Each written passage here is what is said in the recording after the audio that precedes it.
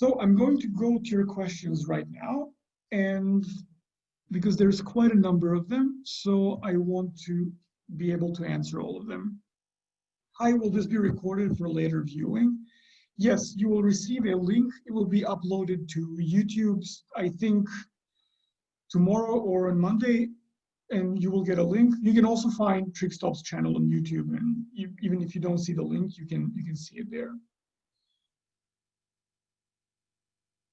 One second. My eyes are dry, so I have to stare into the screen. So I have Tourette syndrome. I very much like to compare my trick to my tics. It's something I can't control. It just happens, and not pulling or fidgeting. It's like suppressing that tic. Would you say that it is a valid comparison? I would say that to an extent, yes, it is a valid comparison. Absolutely. Except that when it comes to replacing pulling, you can do, it's the differentiation that I made between a habit and a compulsion in the beginning, if you remember. They have a similar quality, but compulsions are more intense, and you're not able to simply replace them with another habit as you can with pulling. But you're absolutely right that both are automatic, and both are not necessarily something that you consciously do, and not something that you intentionally do.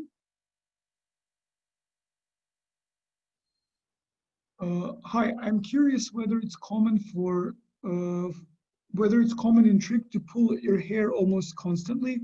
I'm basically always playing with my hair. It's almost like an addiction. I constantly have a strong urge to play with my hair, and it feels like I'm getting withdrawal symptoms when I try to resist that. I get very anxious and tense when I try to resist playing. Do you have any advice on how I can break a habit that strong? I hope that makes sense. Yeah, that makes a lot of sense. So what I would recommend is that the first thing you do is you go and install the TrichStop app, and then use the app to log, not every time, because if you play with your hair all the time, I don't think it's realistic to log every instance, but log what you feel and what you're thinking about. So that will give you some insight about why is it that you have to pull. And when you start introducing new habits to replace pulling, try finding something that is very dynamic and quick, and something that will keep your hands occupied. So for example, the balding balls or infinity cube, or any fidget that's very dynamic, basically. If there's a lot of, under quotation marks, nervous energy there, then you need fidgets like this to release it more efficiently. I can relate to your jello feeling. Well, thank you.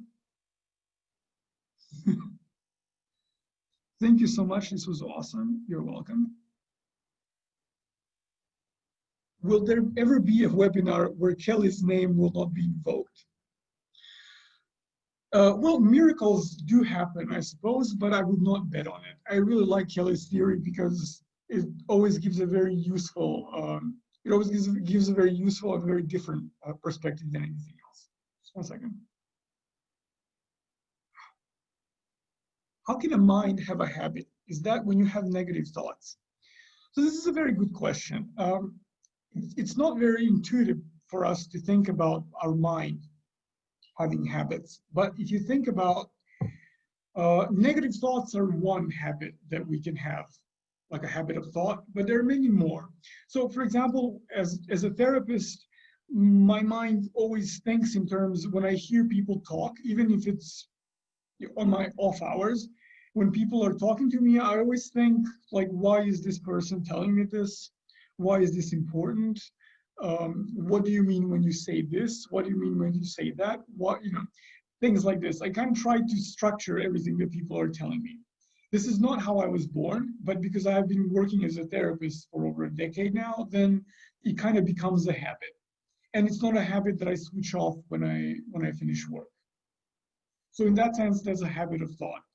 But negative thoughts are also habits of thought in some way, although I do have to stretch it a little bit now, but I will explain why I mean that. Generally, people tend to have more negative thoughts than positive ones. And there are some psychologists who think that the reason for this is that it was evolutionarily good to develop a habit of having negative thoughts. The reasoning goes something along these lines. Our ancestors lived in a world that was much more dangerous than ours. So they had to be vigilant all the time if they wanted to survive. So if you live in a very dangerous surrounding, you have to always assume that danger is lurking around the corner somewhere.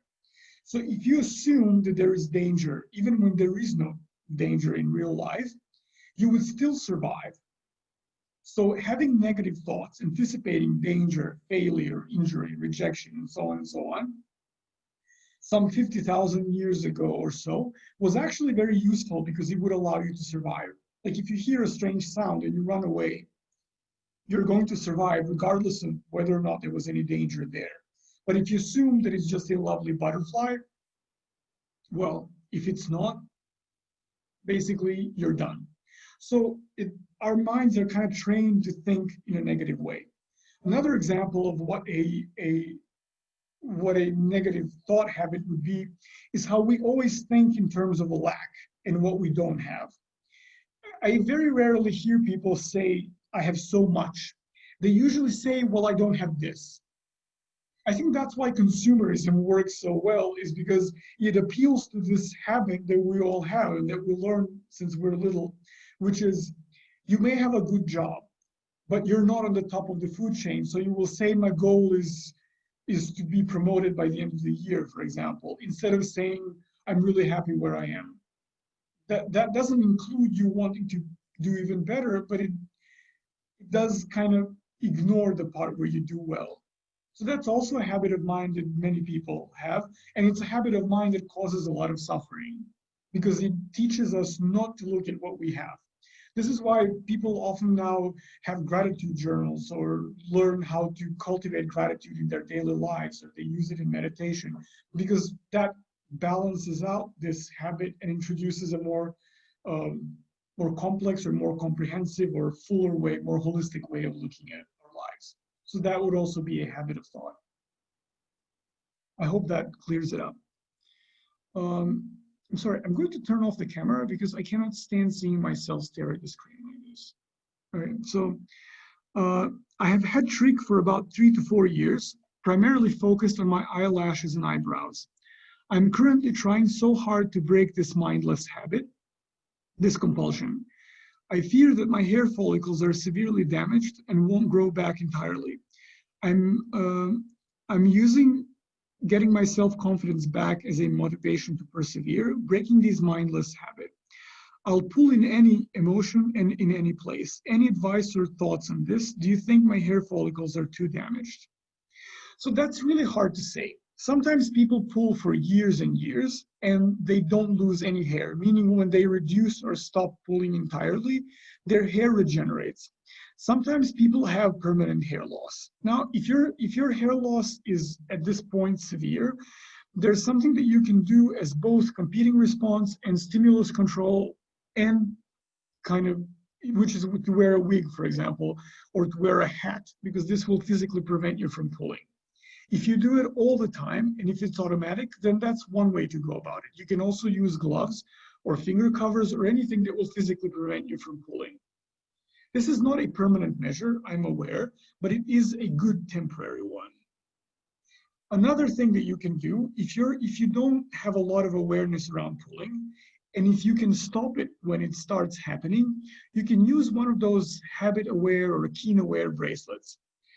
These are not complete solutions to the problem of pulling, but what they do is that they vibrate or make a sound when you move your hand to pull. You train the bracelet so that it reacts only to pulling. And that way you will have a very loud and clear reminder to use a competing response. In that instance, you can use basically any competing response you like, but that's something that can also help you. I know that this is very general and vague as advice, but I don't know you as well, so I don't know the exact and specific details. But if you like, you can email me and I will maybe be able to give you more specific tips. What is the app that you mentioned? So the app is called TrichStop, just like the program. The app is used to log pulling. So you can use it to figure out what patterns you have when you pull in terms of what triggers it, where you are when you pull, what thoughts, emotions, sensations, and so on you have. This is something that we use as part of the TrichStop program, but you can also use it on your own. Or if you have a therapist, you can also have your therapist work with you and use the app. What I usually recommend is that people, in the program, I ask most of the clients to share the report with me once a week. And you can also do that for yourself. So once a week, you can print the report out in PDF or in paper, or just look at the logs. And then you go through the thoughts, you go through the triggers, and then you can find patterns that keep repeating themselves. And that way you can learn how to devise precise ways of replacing pulling. Does medication help with pulling? So that's a very complicated question. A general answer would be, it appears yes. There is evidence that some antidepressants might work, and there is evidence that NAC, the supplement, also works. I would refer you to one of the earlier webinars about research. It was called something like, I think, the science of hair pulling. You can go to the TrichStop channel and then find that webinar, and I showed research there that identifies specific medication and sometimes also dosage. So there's a lot that you can get from there in terms of what medication works and what doesn't work. And of course, needless to say, you shouldn't use any medication that was not prescribed by your psychiatrist. I like looking at the hair bulb of my hair, and I like picking that apart from the hair. It's almost like the texture and how it looks. But I'm unsure how to find something just as satisfying to outcompete it.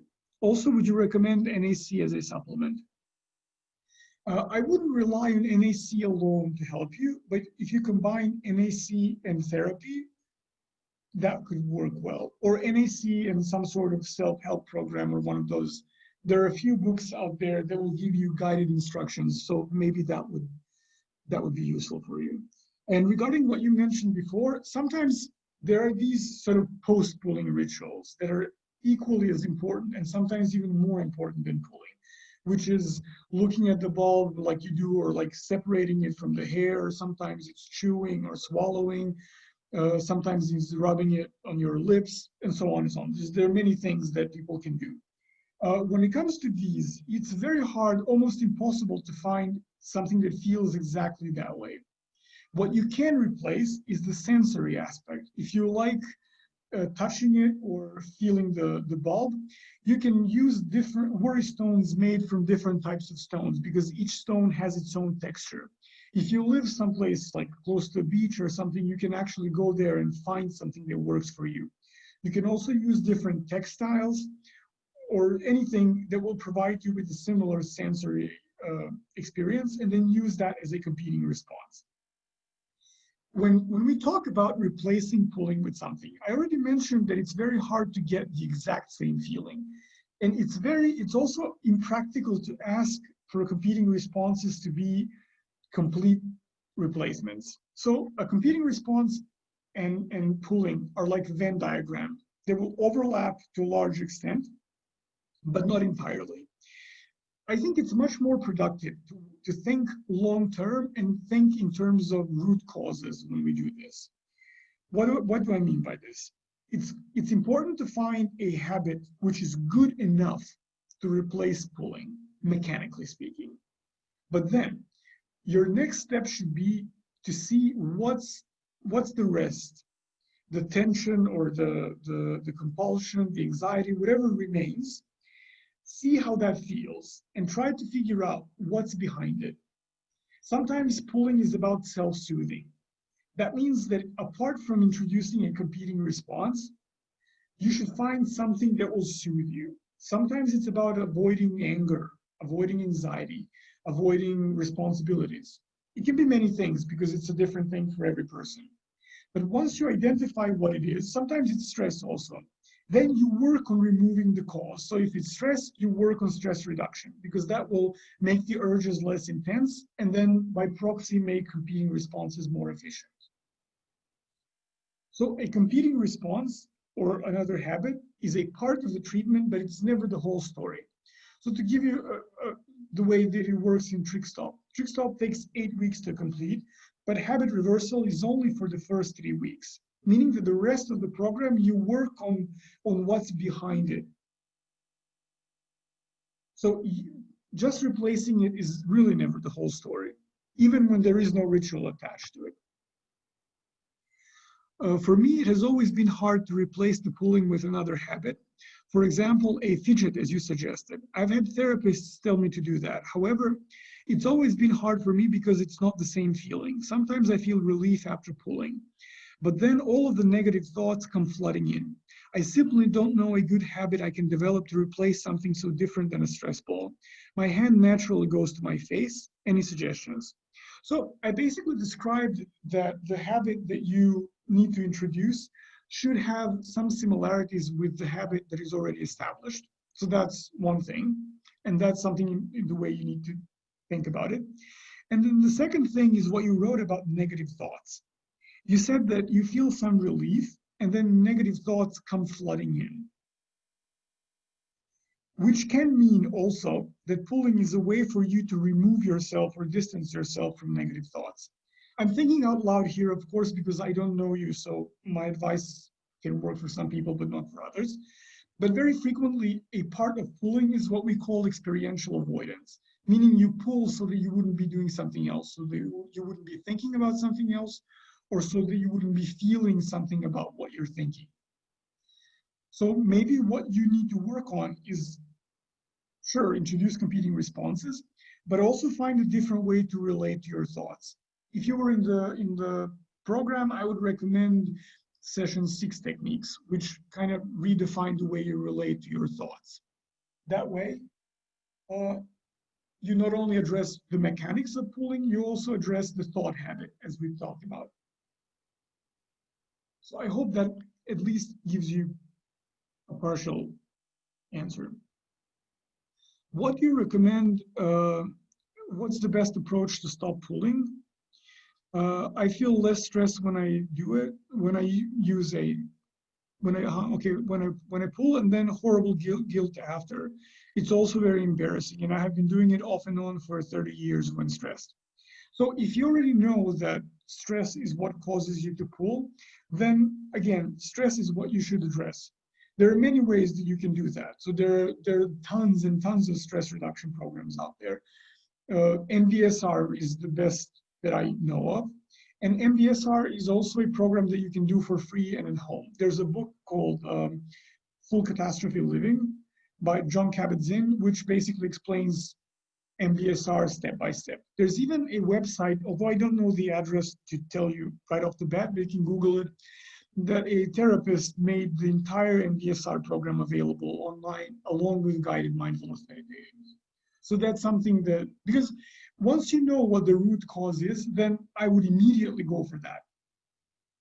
You can introduce new habits to deal with pulling in these situations, but unless you address the stress issue, I don't think the treatment can be possibly complete. Can you repeat the type of fidget toys that are best for energy that is pent up in some hair pulling? So it's basically any fidget toy that requires your fingers to move. What I recommended, I believe, was the infinity cube, which I like to play around with, and it's kind of very dynamic, and also doesn't require a lot of focus, so you can play with it while you do other things. So it's very useful if you pull while you read or watch TV, because then you can play with it and not have to think about what you're doing. Something else that works is the Baoding balls. That's also what I recommended. The Baoding balls are also known as the Chinese meditation balls. They're very good because they exercise basically every muscle you have in your fingers. But at the same time, they tend to be very heavy, so you should be very careful with them. I usually try these toys out, and when I bought these, I enjoyed playing with them until I dropped them once on my foot, and then I found an infinity cube. They're very heavy. So spinner rings are also very good, but spinner ring will only employ 2 fingers. One that the ring is on, and then the finger that you use to move it with. But that's also something that might work for you. Also, the things that I'm offering is just things that are very accessible and that you can easily find online. But you really don't have to purchase anything for a competing response. You can use your imagination and construct your own. Very frequently, clients will come up with their own competing responses, and then they work even better. Is it common to have a severe burning sensation before pulling eyelashes? It's so overpowering, and the only way to relieve it is to pull. In my experience, it happens, but I can't tell you exactly how common it is. It does happen when people pull eyelashes. They kind of describe it as an extremely severe itch. One thing that might help you is to use hot compresses on your eyes. They tend to reduce the itching.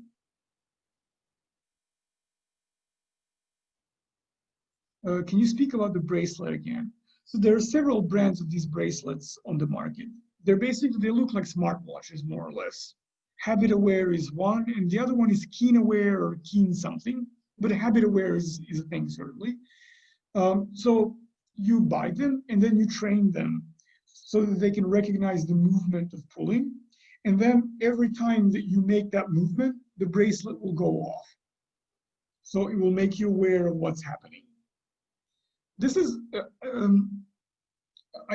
sometimes when people use these in the first half of the program, especially if mindless pulling is prevalent, it makes the program more efficient. When I say the program, I mean TrichStop. And I don't see why you wouldn't make any other form of therapy more efficient, because it increases your awareness. The biggest issue with introducing a new habit when your pulling is mostly automatic is that you're not aware that it's happening until you're already doing it. And these bracelets alert you to it immediately. So they're very good to raise awareness. When you go through habit reversal, what you do first is learn to be aware of the habit and then replace the habit. Because obviously, unless you know that you're doing it, you can't be doing something else instead. So these can be a very good starting point when you want to get rid of pulling. Sometimes I'll wear a hat or a scarf to prevent my pulling, but after a while I purposefully take it off. Can you explain why I might do this when I know it's bad for me? I think the key to this is, again, like the third slide, where I was talking about habits being useful. If pulling is a way for you to reduce anxiety, to de-stress, to soothe yourself, if it's a way to distract from intense emotions or whatever else it might be, and if it's the only resource you have for this, eventually you will do it. Think about being hungry, for example. The reason why no one recommends diets where we starve ourselves is precisely because of this. You can eat less food, you can eat food that doesn't contain the same number of calories, but you can't not eat. At one point, hunger will overtake you. And the same goes with this. The need, so we kind of, I'm just going to go off on a very, very short tangent here. We all treat when we talk about the urge in therapy everywhere, we talk about it as if it were something pathological. And indeed, hair pulling is damaging behavior and causes a lot of shame, embarrassment, and also physical damage. But the urge itself is usually a reflection of something that's quite normal. The need to soothe yourself, for example. I'm using this as an example because it's the most common reason why people pull. So if the need to soothe yourself is the most normal, natural thing in the world. So there's nothing pathological about the need. The only problem is how you go about doing it. When you introduce other ways of self-soothing, then you will have a more conscious choice, and you will. So if you basically the way I understood what you wrote here is that at one point the need becomes so strong that it overpowers any negative side effects. So if you find another way to satisfy the need, then you will not reach the point where pulling is the only thing that you can do.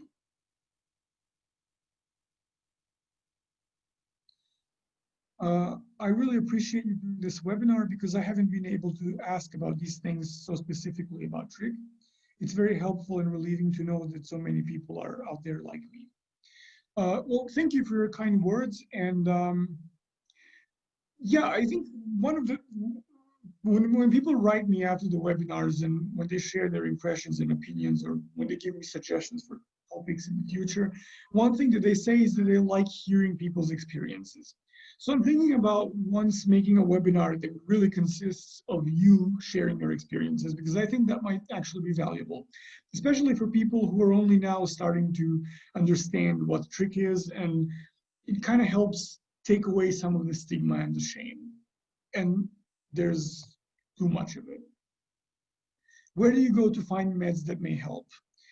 Didn't hear your answer clearly. Oh, okay, I'm sorry. I know I tend to speak very quickly. So the NAC, I believe you can find anywhere. It's not a prescription medication, but for medication, you should go to your psychiatrist, basically. Or maybe your GP will prescribe it, but I would rather refer you to a psychiatrist.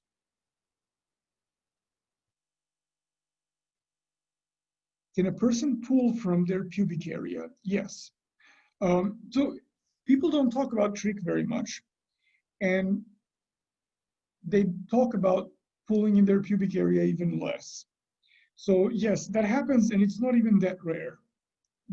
It happens. The downside is that people are more ashamed to talk about pulling from their pubic area. But the upside is that it's usually quite simple to find competing responses and stimulus control for that, so especially if this is the only area that you pull from.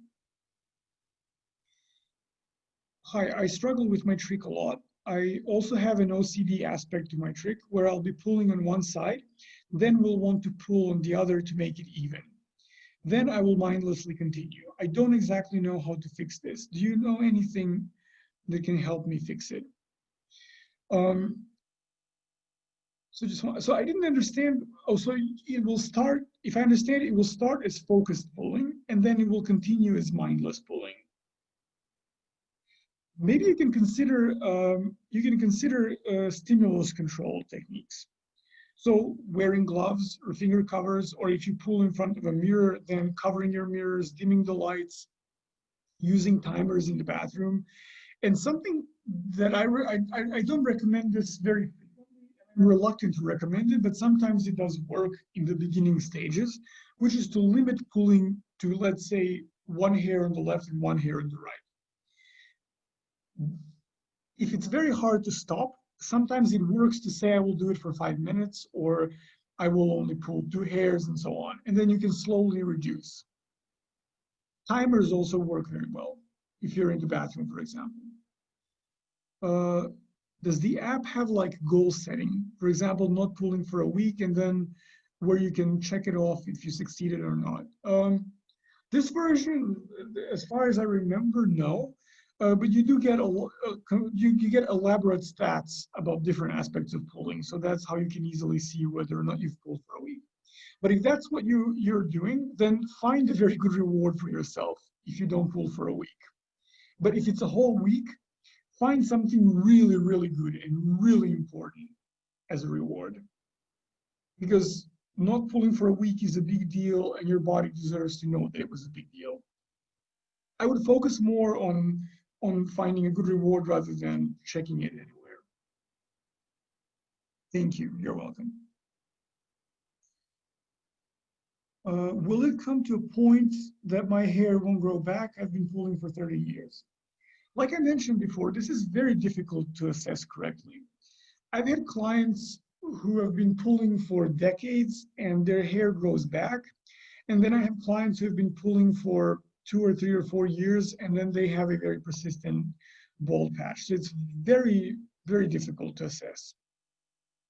Was shaving your head in therapy? Okay, so is shaving your head something that will fix hair pulling, or will it start again when hair grows back? So it's quite useful, and I've had several clients in therapy who do this in the beginning of therapy, and then we work on competing responses and finding the causes of pulling before it grows back. But yes, and also it will start again when your hair grows back. And another thing that sometimes happens is that symptoms migrate or change. So if you pull because you're anxious, for example, and then you cannot pull your hair, you might start pulling somewhere else, or you might you might start developing different symptoms of anxiety.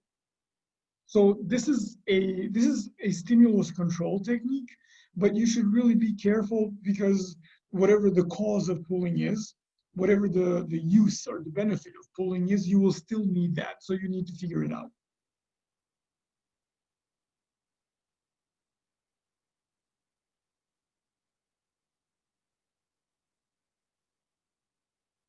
Hi, I'm a psychiatrist. You said you have a reference of what meds may work. Yes, so you can look for the webinar where, or you can email me and then I can send you the link to the webinar, and I can also send you the papers that I have or references so that you can check them out yourself. The trouble with hair pulling is that there are studies. I've found maybe 6, 7, or even 8 studies that test different types of medication and that they show that they might work. Uh, However, they're not very frequently replicated. I think NAC is the most tested of drugs for trich. However, psychotherapy is more effective than any medication, but sometimes that's what people need. So you can send me an email. You have my email down here, and I will send you the references.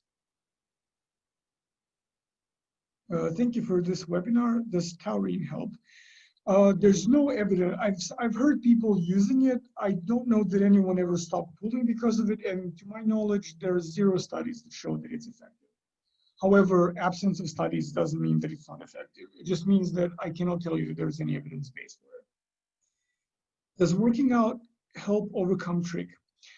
So working out in itself is not a solution for trichotillomania, but it does help relieve tension. It can sometimes help kind of make urges a little less intense. And in general, working out and physical activity, especially that type that includes a lot of cardio, will help regulate your mood and your anxiety. So this can additionally help with trichotillomania. So it definitely is a part of the solution.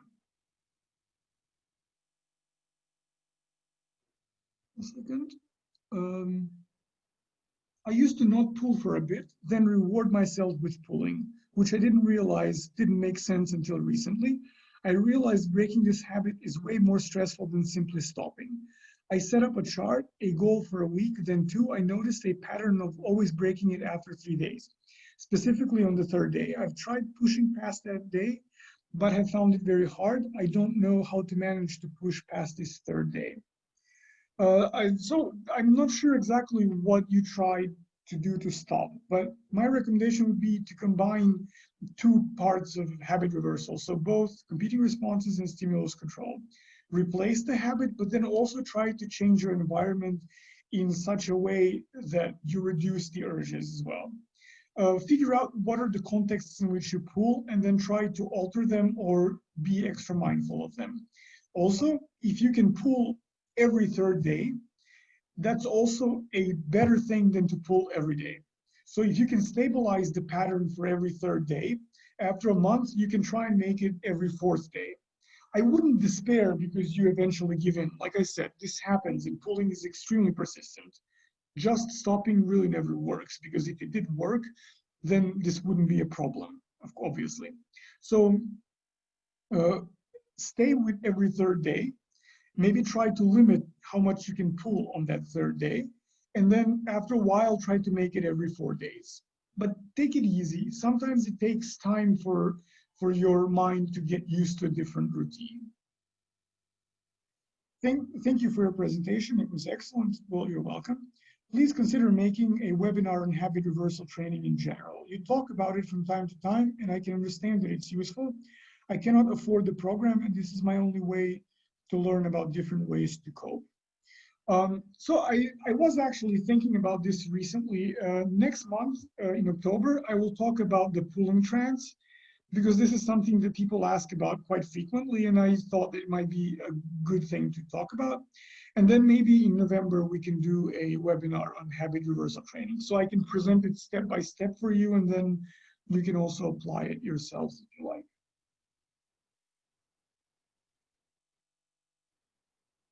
Okay, so I'm looking at the time. I apologize. It's been an hour and a half already, and there are still some questions that I didn't get to. I think this is a good place to stop now. I apologize if I didn't get your question. For any technical things related to the program, you can email our support. And if you need me to answer any of these questions, please email me. I have established a little rule for myself, which is that I will answer the webinar emails on Mondays. So over the weekend, you can write with any questions that you have, and I will answer everyone. So I'm really sorry if I didn't get to your answer tonight. Thank you for being so patient and sticking with me for an hour and a half. And stay tuned for the October webinar, and hope to see you then. Have a nice evening, everyone.